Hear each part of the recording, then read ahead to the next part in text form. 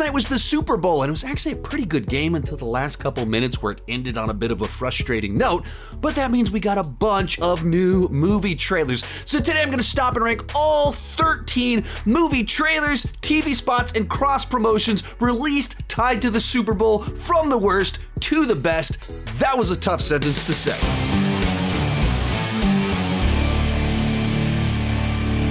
Hi, my name is Sean, and I love to talk about movies and TV way too much. With that in mind, go ahead and join me down below in the comments section. Share your ranking of the Super Bowl movie trailers, TV spots, and cross promotions that you saw from the worst to the best. My list is not the right list. It's just my list, and I would love to see yours. This isn't a ranking based off my overall anticipation for these projects, but based off of how effective was the new promotion for changing my excitement for the project in question. One more thing before we get started. This weekend, I will be at Fan Expo Portland. So if you're in the Portland or Oregon area, I would love to see you. I'm leading 2 different panels.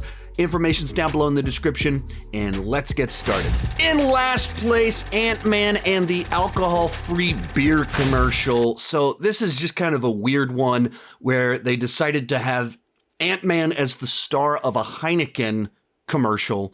And so it's all about Ant-Man, Scott Lang going to get his beer, Hank Pym being like, hey, don't put your beer in the fridge, don't drink and shrink at the same time, don't give beer to the ants. And it's a promotion for an alcohol-free beer. And it's just a weird cross-promotion that Marvel is known for being a family-friendly brand for all ages.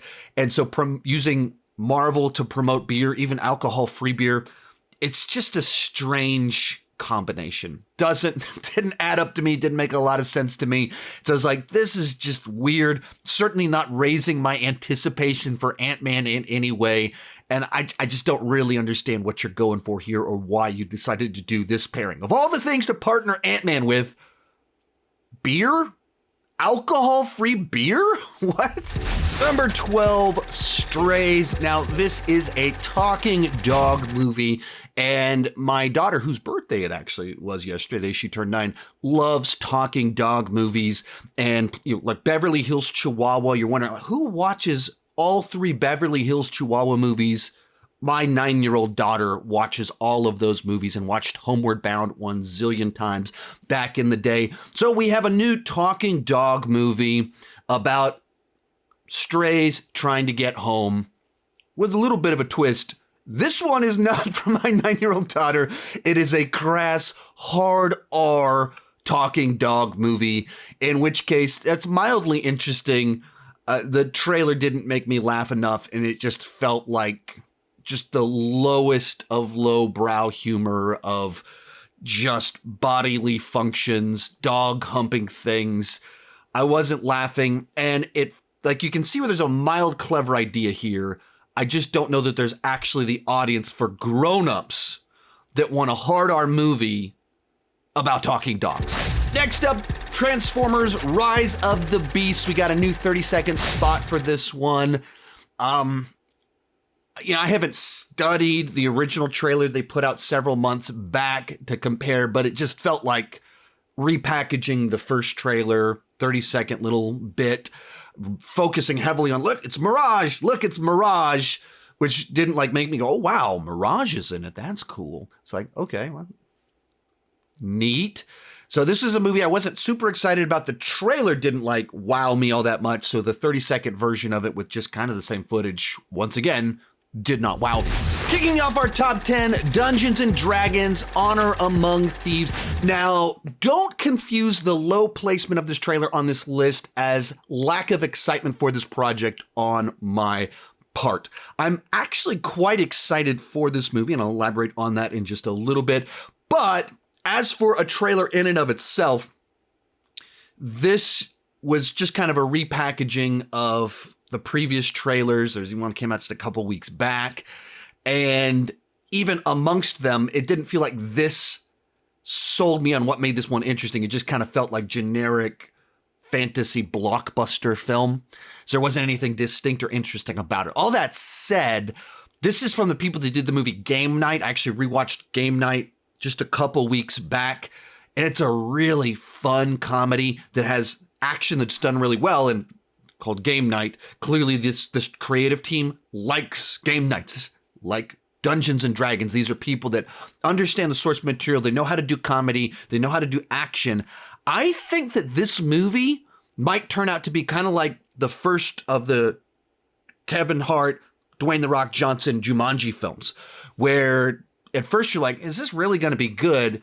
I think this one has the potential to be better than people are expecting, open a little bit soft, and have really good legs because people keep discovering and having a lot of fun with it. I could be wrong. I don't have any inside information as I say that, but I got a feeling this one might really resonate with people. The TV spot itself, kind of generic, and we've seen it in the previous trailer. Number 9, 65, and much like Dungeons and Dragons, Honor Among Thieves, don't confuse the low spot on this list with lack of interest in the project, but also much like Dungeons and Dragons, Honor Among Thieves, there wasn't really anything new in this TV spot that they put out. It's just kind of the condensed version of the previous trailers, selling you on Adam Driver punches dinosaurs in the face of the movie. So TV spot itself, what we've seen before, I think it's a better spot that sells the movie than the Dungeons and Dragons was a little bit generic, but nothing fresh and new to it. So it didn't really move my interest. All that said, I'm actually very excited to check this movie out. It's from the writers of A Quiet Place. I'm a big fan of A Quiet Place. So they just have a knack for kind of those simple, creative ideas. And it looks kind of fun. Adam Driver kind of doing this intense thing where he accidentally crash lands 65 million years in the past and fighting dinosaurs. I'm down for it. And I wish the movie wasn't getting dropped in March, where it's just going to get overshadowed, because every single week in March, a more high-profile project is released. And so it just seems like a really bad time to release something like this that would do well if you drop it in a slower month where it could be the thing that people are talking about. As is, it's a project that I think might be pretty good, but it's just going to get lost amongst all the noise. Number 8, Guardians of the Galaxy Volume 3. Now, I am very excited for this film. I think in my list of most anticipated films of the year, this might have been number 1. I don't recall, but I mean, it's up there at the top of the list. This trailer itself, I thought, was kind of lackluster. It wasn't as strong as the first trailer that they put out a couple months back. That one had humor, but you just kind of felt the urgency, the stakes, the danger, the emotion. And this, to me, you could see how those elements are in the movie, but as a trailer itself, I felt it was just kind of off. Like the tone wasn't quite right, and it was trying to like sell the fun side of things. But it's also like cutting to things, sequences about, Rocket and what happened to him, and Drax certainly implying that he might be going to go sacrifice himself for everyone. Like really heavy stuff while like catchy, poppy, upbeat music is playing.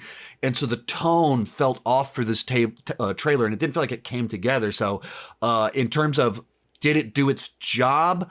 Well, it was cut in a way that it didn't really raise my excitement, but at the same time, it hinted at enough things that were interesting and made me laugh enough that it didn't reduce my excitement either. So it's just kind of right there in the middle. Next up, Creed 3. And much like what I've said about the last few on this list, it's a new TV spot that's kind of repackaging what we've seen before. And so doesn't dramatically shift my interest in the project. I think it had a little bit more to the way that it was cut. It was a little bit better of a TV spot, whereas like Dungeons and Dragons just kind of felt pretty generic to me. This one actually had a specific style with the 3 on it, selling you on the danger, the personality of the film, Jonathan Majors as this big threat. So there's a little bit more to it, but once again, repackaging what we've seen already. Number 6, Indiana Jones and the Dial of Destiny. It was only a 30-second spot, but there was actually quite a bit of new footage in there. It was cut to really show a lot of things in quick nature, so you get a sense of the scope, the size. There's more of the de-aged Indiana Jones. There's more old Indiana Jones. There's more of kind of the new characters that are being brought in, more of the spectacle. all in just 30 seconds, so you don't feel like it was like spoiled or gave too much away. At the same time, it didn't necessarily like capture the feels the way the trailer did, because the trailer, you got to sit there a little bit longer and marinate it and have the big music cues. This was more like, let's get real quick and show you a lot of stuff to get you tease you in a bunch of different ways. So as just a 30-second spot is actually pretty effective at teasing more without giving away too much. Kicking off our top 5, Scream 6, and of the movies that have already put out trailers before, they're kind of repackaging some footage we've seen previously. I think this was by far the most effective at doing that, primarily because the first half of the spot focuses in on just kind of this one sequence of Ghostface showing up at an apartment and the people trying to escape. And what it does really well is sell you on the unique danger of Ghostface chasing you in an urban setting, in an urban context, and how you might escape that you wouldn't do in the suburbs at a house. And that's what I really dug about it. Like you'll feel that like, oh, what would you do if you're in an apartment and he's at the front door? How would you get out of there? And, oh, you're trying to escape. Oh, what are the new dangers that would come with that? Now in the back half, kind of repackaged, that word I've been using a lot, what we've seen in other trailers, just a little bit more in there of what they're trying to do, setting the trap, more Hayden thrown in the mix, a lot of things I wanted to see with, maybe that intro section might have given a little bit away, but even with what I've seen in other trailers, I'm not sure how the different pieces fit together with some of these characters and how they're going to die, who's going to survive, all that fun stuff. So I thought this was a real nice, effective one where we've already seen quite a few trailers before. Number 4, Super Mario Brothers, and I thought this was a lot of fun. A clever way to promote your movie, raise awareness without giving away too much, without doing the obvious thing of just recutting, shrinking what was in previous trailers like the last 8 on this list did. No, they came up with this whole new thing where essentially they did a promotion for the Mario Brothers, the Plumbers. But the fun little detail in here is that the song that's playing in the spot is from the Super Mario Brothers TV show from like 34 years ago. We're the Mario Brothers and plumbing's a game. The one that aired when I was a kid, and they pulled the song from it, which is just a lot of fun. A deep cut that most people aren't going to pick up on, but it fits even if you don't know the inside joke. It still works, and it's just better if you do know what's going on with that. So I had a lot of fun with this one. And I thought it was a clever way to do something different. And even the way that it plays like an actual commercial where you get to the end of it and the little joke that they say feels like a cheap local ad. So it seems like the only thing you haven't drained is my bank account. I thought this was a nice little way to do things. Real quick, before I give you my top 3, remember to join me down below in the comment section. Share your ranking of the Super Bowl TV spots, movie trailers, and cross promotions like that AntMan beer commercial. Also, if you enjoyed this video, you should check out my most anticipated movies of the year video. I go into a lot more detail about half the movies, maybe over half the movies on this list are in my most anticipated of the year. And so you want to check out that video. Cool thing about that video was actually recorded live at Fan Expo New Orleans. It was like a live event. So it's just a real nice energy to it, something different. And along those exact same lines, I will be at Fan Expo Portland next weekend doing another live recording. That one will be about kind of the future of the MCU and DCU with Ant-Man coming out, as well as the announcement of the DCU slate and what we know about it. So I'll do a live recording. It might actually be 2 different videos being recorded live. Fan Expo Portland. If you're in the Oregon, Portland area, I would love to meet you. I'd love it if you could come out to either one of the 2 panels I will be leading. Details are down below in the description. In 3rd place, Fast X. And at this point in time in the list, you start getting to the part where these are first trailers for movies that I'm pretty excited to check out. So naturally, they make it really high on the list because it was that first look as compared to, Indiana Jones, 30-second spot. We got a trailer a couple months back. Guardians, we got a full trailer a couple months back. So it's just kind of a second look. These top 3 are all first trailers. So inherently, they're going to raise my excitement more than some of the other ones on the list. And to that point, we have our Fast X trailer, Fast 10 trailer. And I know a lot of people already burned out on this franchise, that it jumped the shark a couple movies back and it was just totally off the reservation by the time that they're, Tarzan swinging, cars in space, that silliness. It hasn't, I'm still having fun with these movies. It might have gone too far, but I'm still having fun with it. It feels like this movie dialed it back, not grounded, not realistic by any means, but dialed it back to like Fast 5, Fast 6, that point in time in the franchise where they're doing crazy wild stuff, but it's not cars in space. It's not like just totally silly. It's, dropping a car out of a jet and smashing cars. It's a little bit more based in reality while still being silly and ridiculous and fun. Jason Momoa seems like a real nice addition to the franchise. Brie Larson seems like a very odd person to add into the mix. I appreciate that Alan Ritchson, Reacher, is joining in. So I dug the trailer. You kind of know what you're going to get from a Fast and the Furious movie. And this one raised my excitement. I was like, all right, this thing's been going on forever. I'm still feeling it, though. It's still working for me. Our runner-up, Air. Now, this movie was not on my radar, even in doing my kind of extensive research for my most anticipated movies of the year list that I talked about just a few seconds ago. Like, I didn't see a lot of chatter about this film. And then over the last few days, I saw kind of people discussing it on Twitter, but I didn't get a chance to watch the trailer myself. And so I was just watching the game last night, and then the spot ran, and I was like, oh, that looks cool.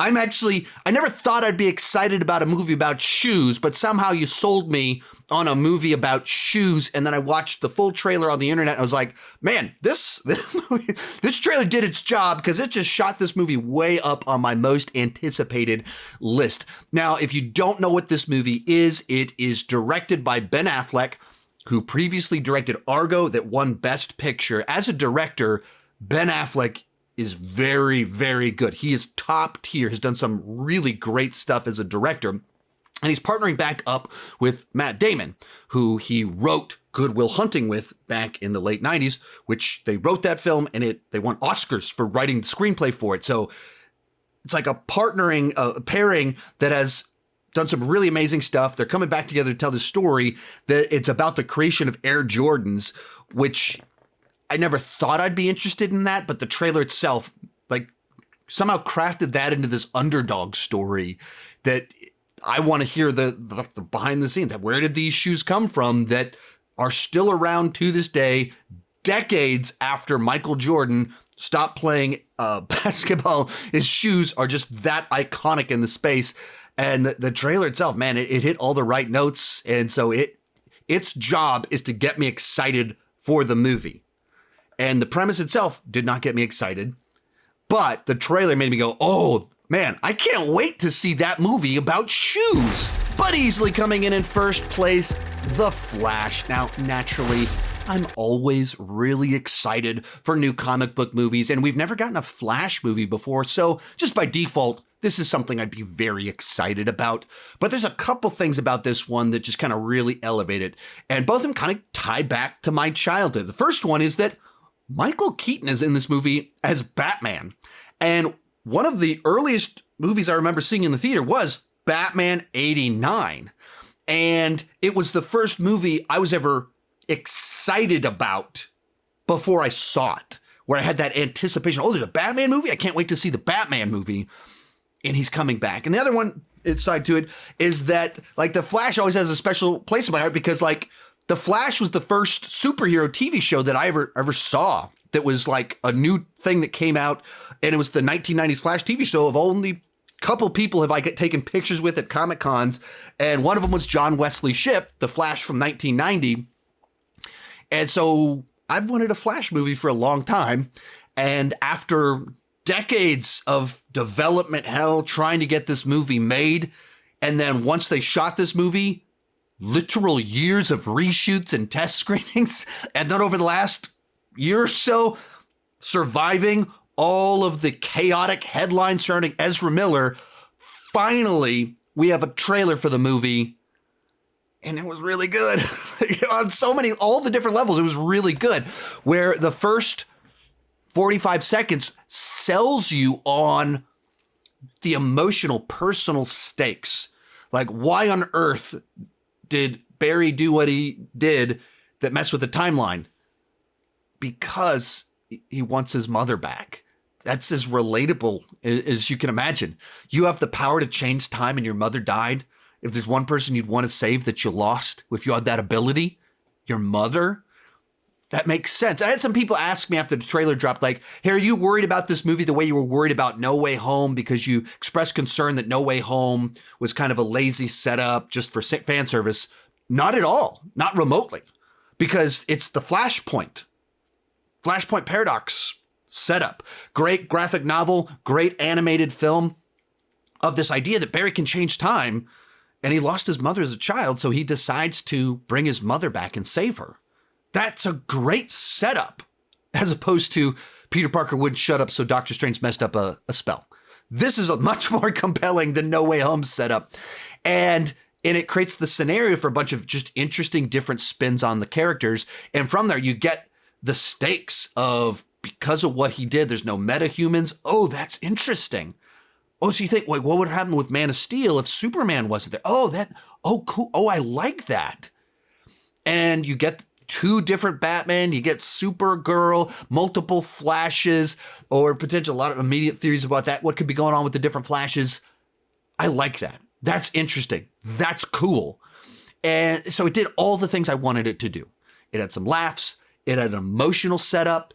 It has emotional stakes. It has physical stakes, dire ramifications of everything going on, while having just awesome fan service that gave me all the feels when they start doing the Danny Elfman score. When you see the cowl, you just hear Michael Keaton's voice, and I'm getting giddy in my seat hearing his voice. This movie was not my number one most anticipated. I think it's shifted up. That trailer, I think, moved this one up to my number one most anticipated. I totally get why some of you can't get past Ezra Miller. I think the movie itself is going to be really, really good. So it comes in at number one. Remember, if you enjoyed this video, to check out that one right over there where I talk more in detail about a bunch of these movies, my most anticipated movies of the year. That was a live recording from Fan Expo New Orleans, and I'll be doing a live expo this weekend at Fan Expo Portland. If you're in the area, I would love to meet you, take a picture with you, talk with you about movies, and have you attend during one of my 2 panels. Description that has all the information about all that fun stuff. Thank you for watching. Keep talking movies and TV too much. Bye-bye.